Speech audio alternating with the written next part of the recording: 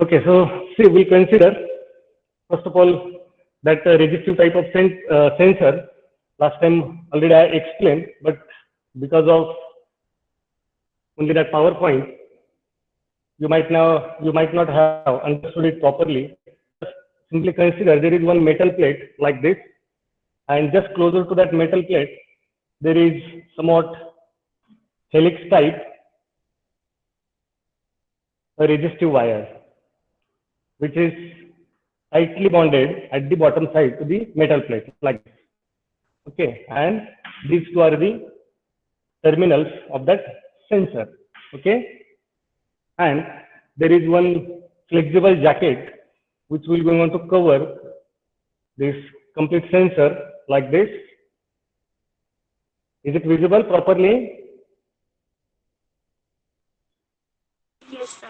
Okay, so just consider, see, I will repeat, there is one metal plate, this one, and another one is there is one helix type, a resistive coil, okay, which is just placed closer to that metal plate, and at the bottom side it is connected, permanently connected with the metal plate like this, so that there are two terminals. One terminal is for metal plate and another terminal is to that helix. Okay, and this complete one, it is, or there is one jacket which will go on to cover this complete system.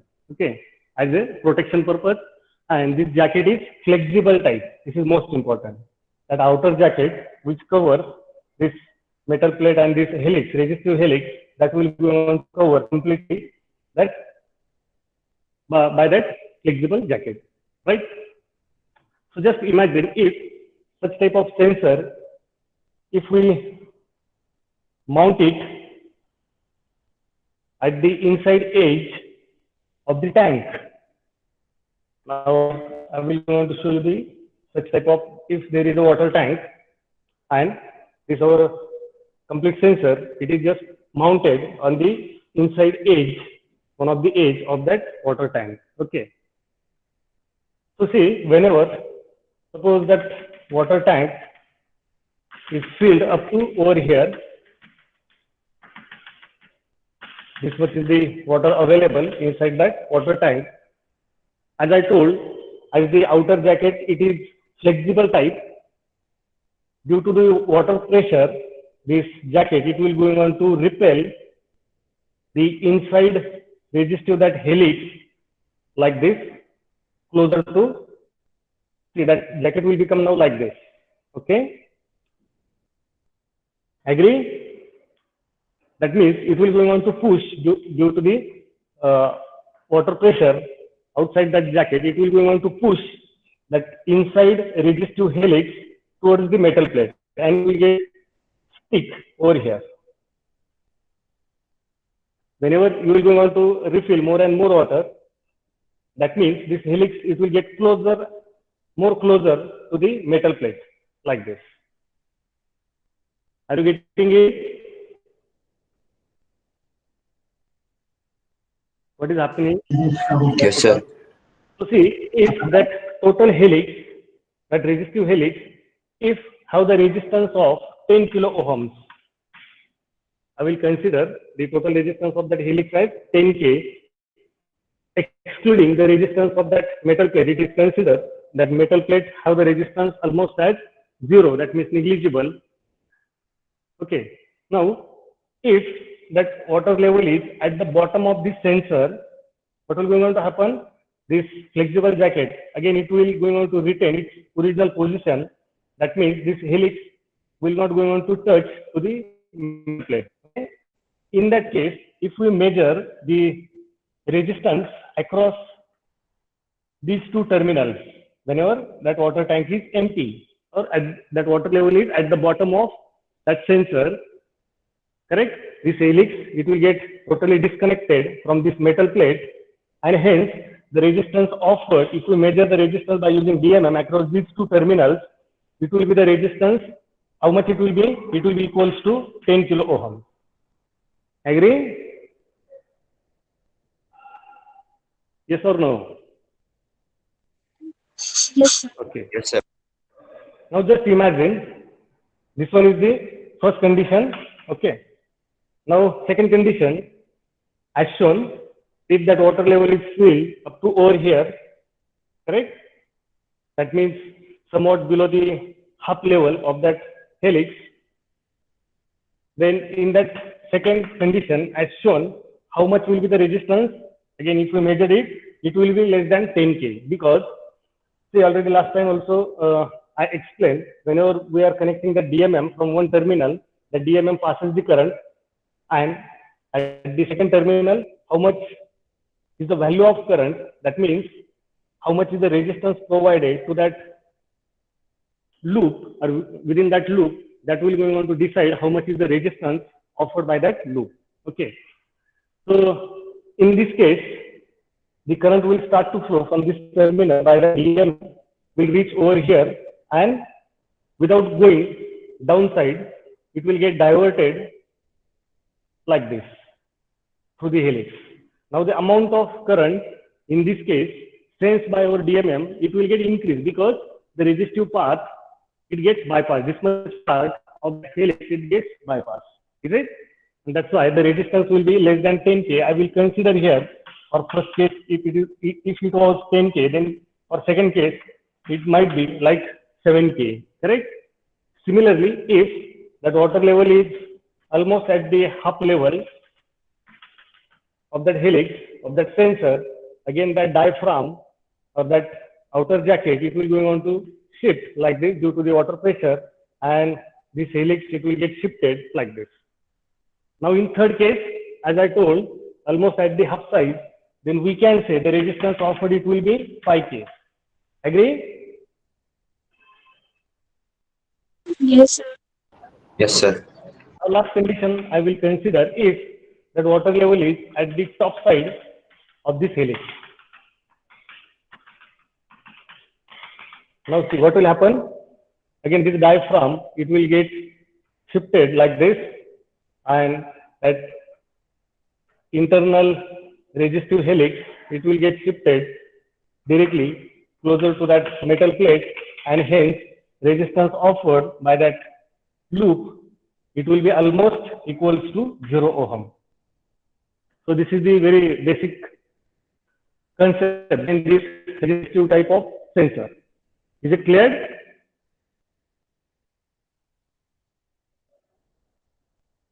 Is it okay?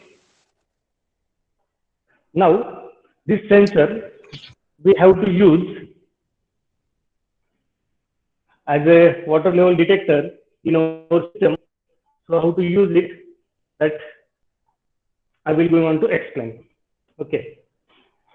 So just imagine there is one voltage divider which is formed by somewhat fixed resistor. For example, like a 10 kilo ohms.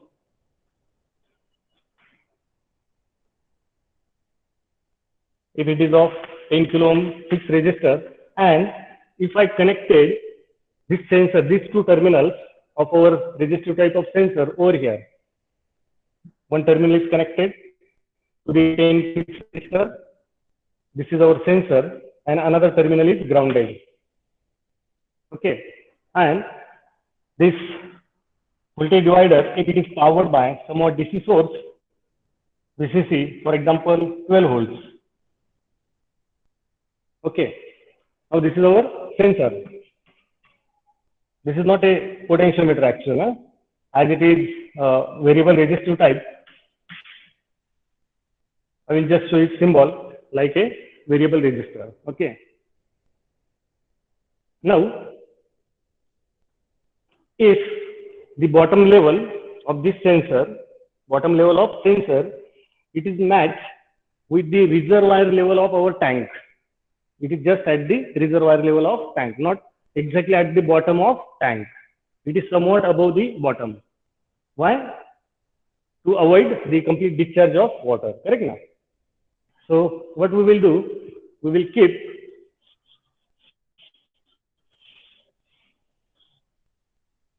that sensor height like this. We will be able to mount it up to over here, and this much will be our reservoir. Okay.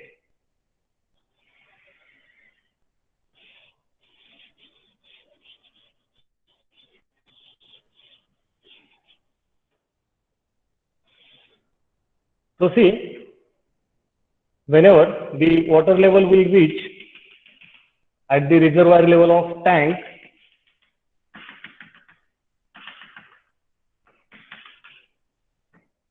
if this one is the outlet of that overhead tank, then this sensor, it will look like this, correct?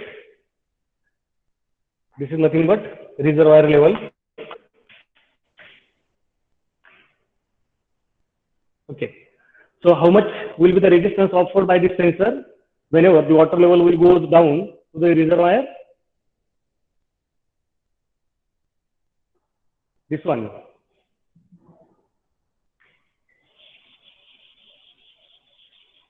Fast. Am I audible? Yes, sir.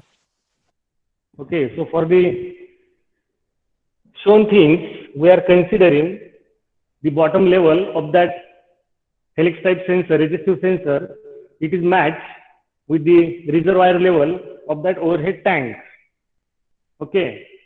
Now my question is, if that water level goes down and reaches to its reservoir level, the resistance offered by this resistive sensor will be how much? 10K. Yes, it will be 10 kilo ohms. Correct? Maximum. Yes. How much will be the node voltage available over here? So simple. Both resistors are of equal value. So voltage divider. 6 volts. Yes, it will be exactly 6 volts. Agree? And second case, I will consider whenever that water level will go on to reach to its overflow level. Okay. Suppose this one is the overflow level of our tank, which will get matched again at the top edge of our sensor. Is it? This is the overflow. Whenever that tank will get refilled completely, then the resistance offered by this sensor, it will be how much? We will consider that resistance not exactly as a zero, otherwise it will look like a short circuit. We'll consider it as 1 kilo ohm. Okay, these two are the considerations. Whenever that tank will reach to its reservoir level, the resistance offered by our resistive sensor, that will be maximum. Okay, you have to identify such type of sensors which are available in the market by using our Google. So just identify it, and in the data sheet of that sensor, that maximum resistance might be given. Similarly, minimum resistance. Okay, so the maximum resistance, our consideration is 10K, and minimum resistance, that is 1 kilo ohm. Okay, so how to utilize it, that I will go on to explain. So last time also, I considered one thing. First of all, if the water level of that tank, if it reaches to its reservoir, correct? Then the output of signal conditioning circuit, it should be logic high. Okay. Else that output, it should remain zero. Can you recall it? Through PowerPoint, I consider that whenever the water level in the overhead tank, whenever it will going on to reach to its reservoir level, then the output of signal conditioning circuit, it should be logic high. Otherwise, it should remain at zero. Okay. Or just note down it at your end. First consideration, whenever the water level in the overhead tank reaches to the reservoir, then the output of signal conditioning circuit,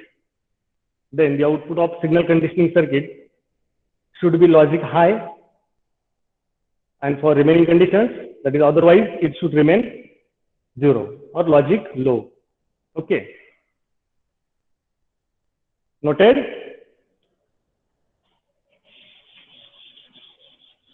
Yes, sir. Okay. Now we will use one more voltage divider, which is formed by 6 resistors as R1 and R2.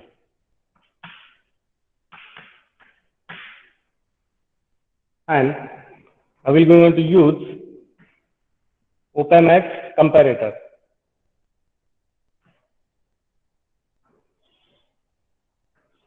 With somewhat one series diode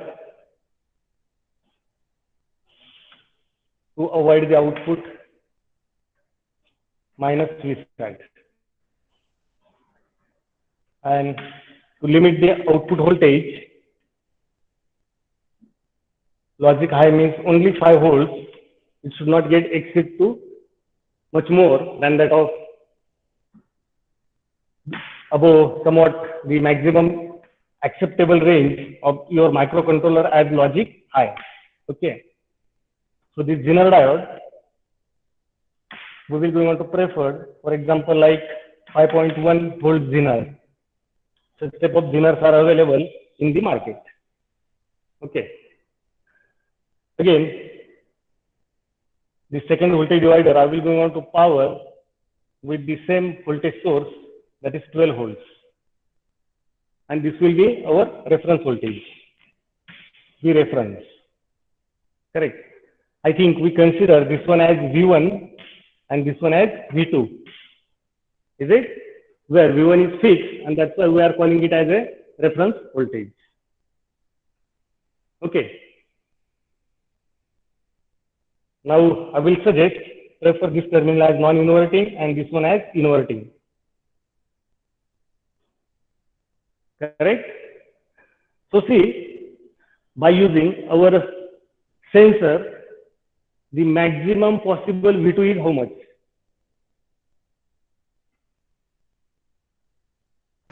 6. 6 volts. Yes. It will be 6 volts. Why? Because the maximum possible resistance is 10K. Correct now? And the node voltage formed by that voltage divider, it is directly proportional to R2. Correct now? Across which we are taking that voltage, that is this V2. Is it? And the maximum possible resistance, we consider it as a 10 kilo ohm. Correct? So what we will do, we'll consider this reference voltage slightly below the maximum possible V2. So I will consider this one as 5.9 volts. Right? Is it okay?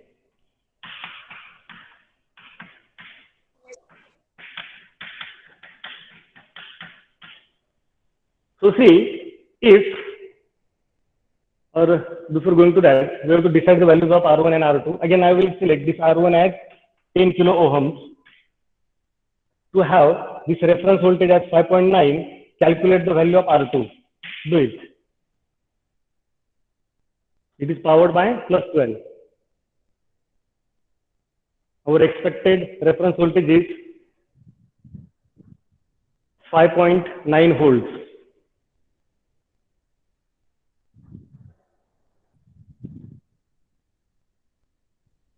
R2 equals to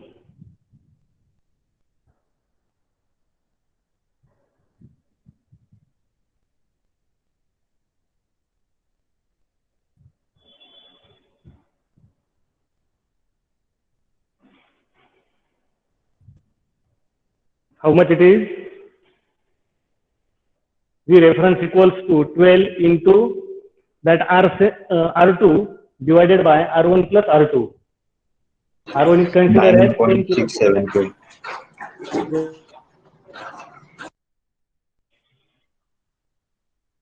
9.7K. Is it? Yes, sir. Okay. So this R2, it should be of 9.7 kilo ohms.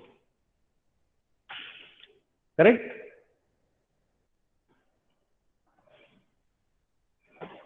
Is it okay? Yes, sir. Okay. So just imagine if the water level is at the half level of that tank. That means somewhat, or at the half level of that sensor. What will be the output? This is our output voltage, which we will want to connect it to our microcontroller directly. We can directly interface it now because we done that signal conditioning, and we will want to limit that output voltage at 5.1 maximum. Okay. So one port, one input, or in one port, and the respective pin, we will want to consider as a input pin of that controller. Okay. So I will want to connect it over here.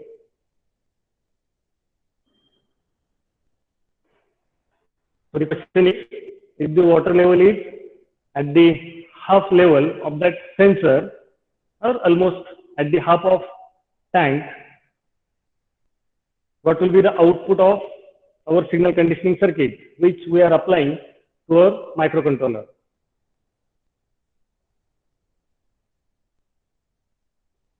How you will determine it?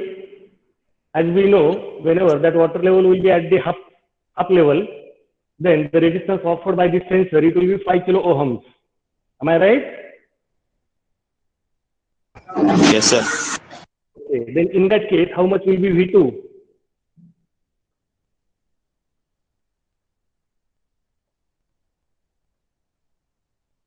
Consider water 4 level. volt. 4 volt. Not getting what you are saying. 4 volt. 4 volts, sir. Okay, 4 volts, right now. So see, what will be the output of op amp? 0. Minus Vsat. Here you will have minus Vsat. Output of op amp. I am asking about output of op amp. And it will be almost minus 10.8. Correct? 90% of VCC. Right now. As the diode is connected in series with anode to the output terminal of op amp, the diode will be in reverse bias condition, and hence we will want to act as an open circuit, and hence the output of our signal conditioning circuit, it will be 0 volts. Agree? Yes, sir. Again, whenever that discharge takes place of the tank, and if that water level reaches to the reservoir level, this V2, it will become how much? 6 volt, which is slightly greater than reference voltage. That means the differential voltage across these two terminals, it will be of 0.1 volts, as op amp is used in open loop configuration. In open loop configuration, ideal op amp have the infinite gain, and practical op amp, for example, 741, it is 2 into 10 raised to 5. That means it is very high, and hence just by small differential input voltage, the op amp output will switch to plus Vsat, and it will be plus 10.8, because that non-inverting terminal, it is more positive, as it will be 6 volts, which is greater than the reference voltage. The output will go to plus 10.8, but we can't apply that 10.8 directly as an input to our microcontroller, and hence, and the diode also will go on to conduct the series diode, as it will be forward bias, but we can't apply that 10.8 directly as an input to our controller, and that's why there is need of this Zener diode of 5.1 volts, so that across this Zener, the available voltage will be almost 5.1 volts, and that will be considered as what? Logic high level to the controller. That controller will be able to detect the reservoir of that overhead tank takes place, and that's why the next action is to be taken. Is it? That means we have to check the remaining conditions, and that action, that is nothing but to turn on the water pump. Is it clear? Yes, sir.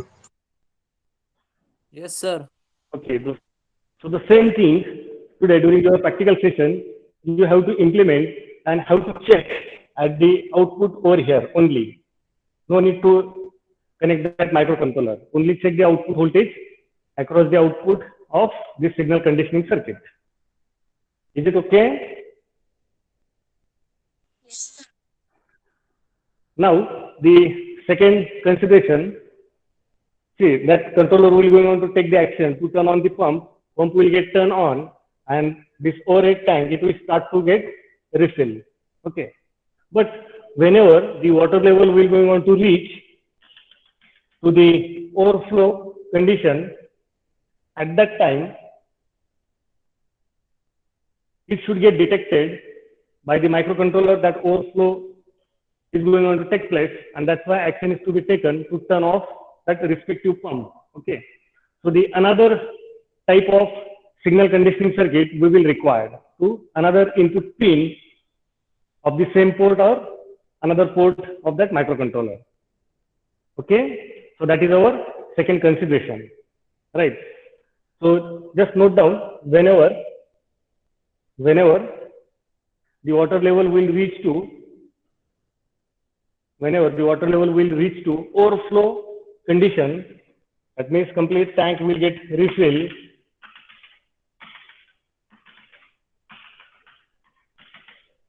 then our sensor, this one, the resistance offered by that sensor, resistive sensor at overflow condition is equals to 1 kilo ohms.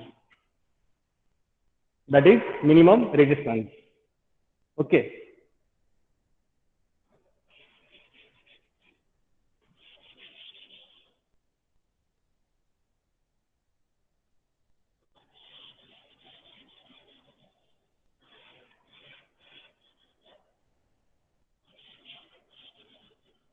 Now this is the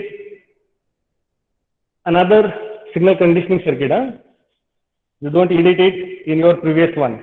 Keep that previous one to detect the reservoir condition. Now, second signal conditioning circuit that you have to design and implement for overflow condition. Okay, I will keep this resistor, fixed resistor 10K as it is. We'll go on to power our signal conditioning circuit with the same voltage, that is 12 volt. As we know, the resistance gets changed of the sensor to 1 kilo ohms, that V2 also will get changed. Just find out the value of V2 whenever that overflow will going on to occur. See, again, consideration is same, that is whenever overflow will going on to occur, then only the output of our signal conditioning circuit should be logic high, otherwise it should remain 0. Noted? 1.1 volt. It is 1 point. Yes, correct. 1.1 volt. I already done that calculation. So that One. V2 is, yes, that V2 is 1.1 volts. Is it?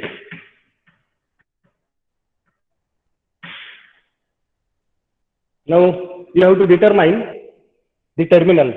You have to decide the terminals. Which one should be to the reference? Which one should be to the V2? Correct now? Consideration is what? Whenever that overflow will occur, then only the output of signal conditioning circuit should be logic high. Otherwise, it should remain 0.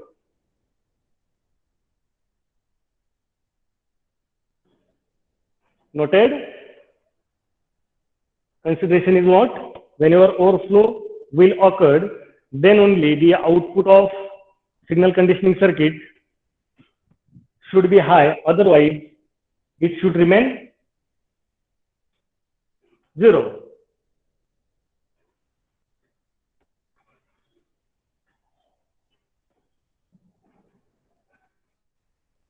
You have to decide the value of reference voltage, as well as you have to decide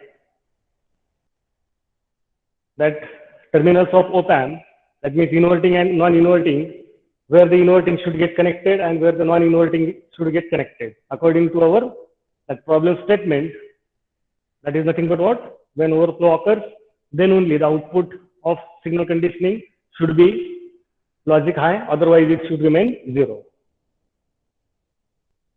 Okay, I will suggest take this V reference as 1 volt, which is slightly less than that 1.1. or you can take it as 1.1 also.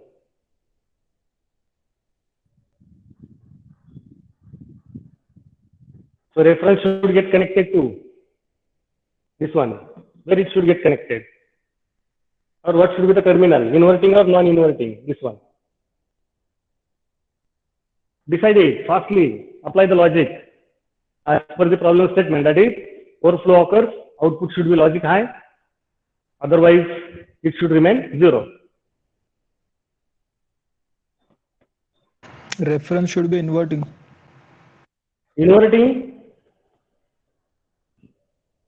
Yes. Okay? Yes, sir. Okay, Yes, sir. we'll see. Okay, we'll see what will happen if that reference is connected to inverting like this. Correct now?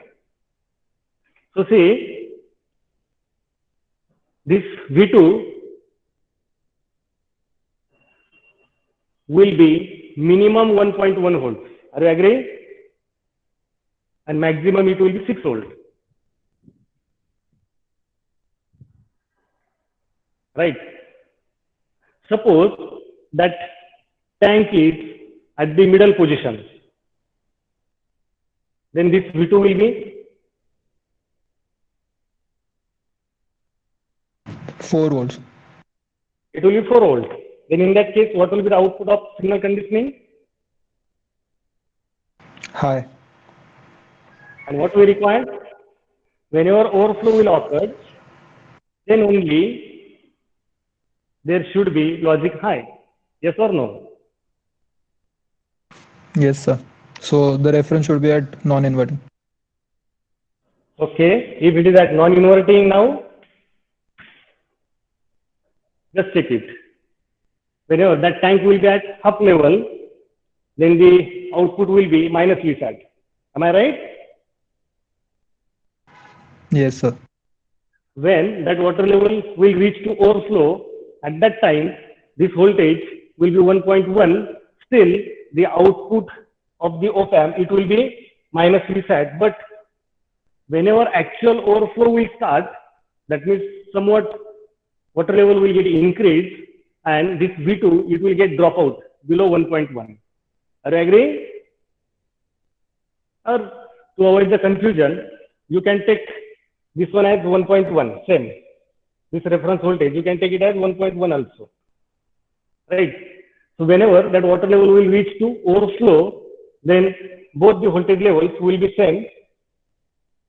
Correct? That's why differential voltage will become 0. No, then in that case, it will become, output will be, okay, you have to take it as 1 only, and by considering when overflow occurs, the resistance gets somewhat drop out.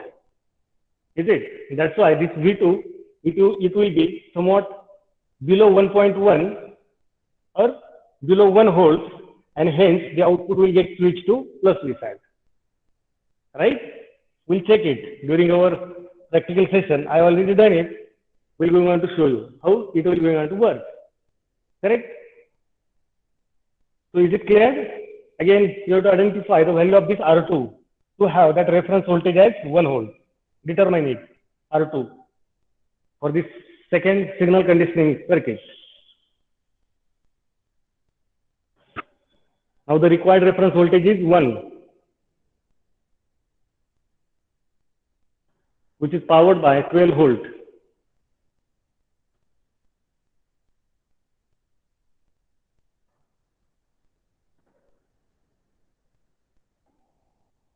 How much is the value of R2?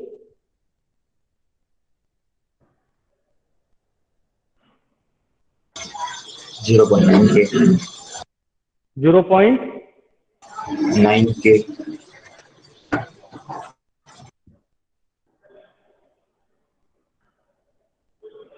0. Okay, you are giving that answer in kilo ohms. Yes, sir. 0.9 kilo. 0.9K. Exactly 0.9K means 900 ohms. It's 0.909 kilo. It's 909.09 ohm. 9 09. 09.09. Okay. Yes. Just cross check it here again, because I got this answer somewhat different. It is 833 ohms as per my calculation, but it may be wrong. So just cross check it, and during the practical session, you have to implement these two signal conditioning circuits and have to check if that R sensor gets changed accordingly how our signal conditioning circuit behaves. Okay. So for implementation purpose, simulation purpose, here consider potentiometer of 10 kilo ohms at the place of sensor, because that resistive sensor, it is not directly available. We can't change the resistance of that sensor actually, correct now? So instead of taking that actual sensor, you can take a potentiometer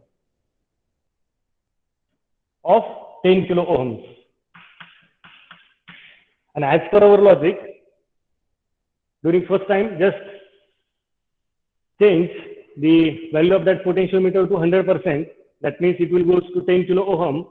Output of signal conditioning, connect here 1 voltmeter. It should read it as a plus 5 volt.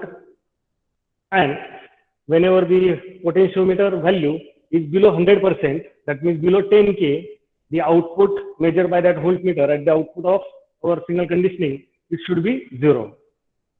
Is it?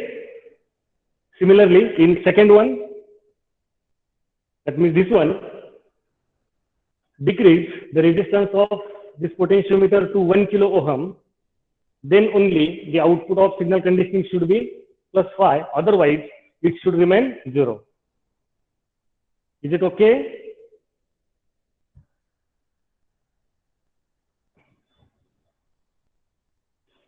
Yes, sir. Yes. Okay. Yes, So sir. during practical session today, you have to complete these two simulations. Okay. I already done it at my end, but we're going on to continuously monitor you all, those who are doing